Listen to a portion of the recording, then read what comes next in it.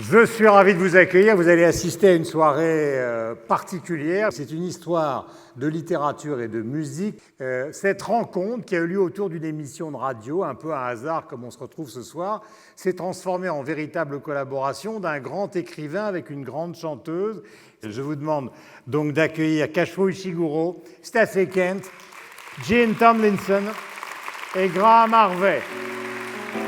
We step out together to watch the sunrise over that vast expanse of gold.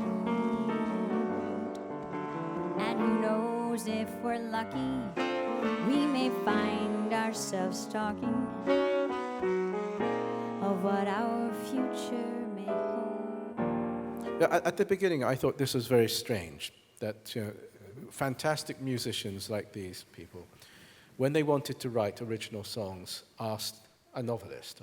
I think one of the things that makes Stacey, I think, one of the really great jazz singers, when she sings, it's never about singing technique. It's never about displaying technique. It's about creating characters.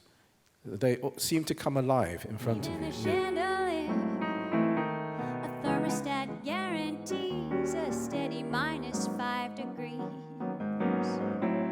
What other place could serve our needs so well? Some of the lyrics I wrote, and particularly this one, The Ice Hotel, you're in danger of falling absolutely in love with somebody. So it's probably better to go somewhere very, very cold. So that, just as a safety thing. Stacey, Jim, comment fait-on quand les textes arrivent?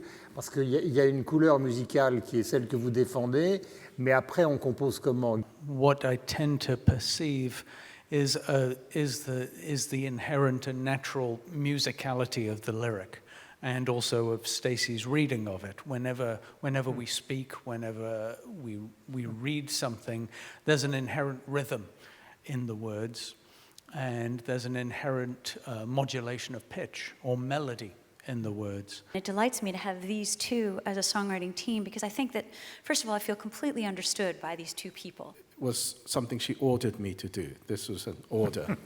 She said that, that they had to be love songs. They could be as sad as I wanted. She knew that I tended to write sad stories, so she said they can be very, very bleak, very depressing if you want, but there must always be a tiny bit of hope, because this is what she worked with on the stage. Have you found yourself some wonderful companion, and all the happiness that heaven allows? Or are you homesick for that gray and drizzly nation? Brazilian music has always been very important to the two of us. Samba holds the hope of one day no longer being sad. And that's exactly what Ish was referring to before, is no matter how profoundly sad it gets, there's that little glimmer of the hope. And that's what connects us. That is our lifeline, the line between Jim and me and Ishiguro, I think. And so when we made The Changing Lights, the idea was to center it around that, but not do it in Brazil, not make it a Brazilian album with Brazilian music. I wanted these two to write for me and create me that universe, which was one of saudade. So, it's like a homesickness for a home you never had. yeah. It's something like that. Very difficult for us in words to try and explain saudade. You'll probably get it better when you perform the songs. And your friends began to sing when you wish upon a star, and you clapped along like you didn't have a care. But once I turned to glance at you as we drove across the square, and your face looked haunted in the changing lights.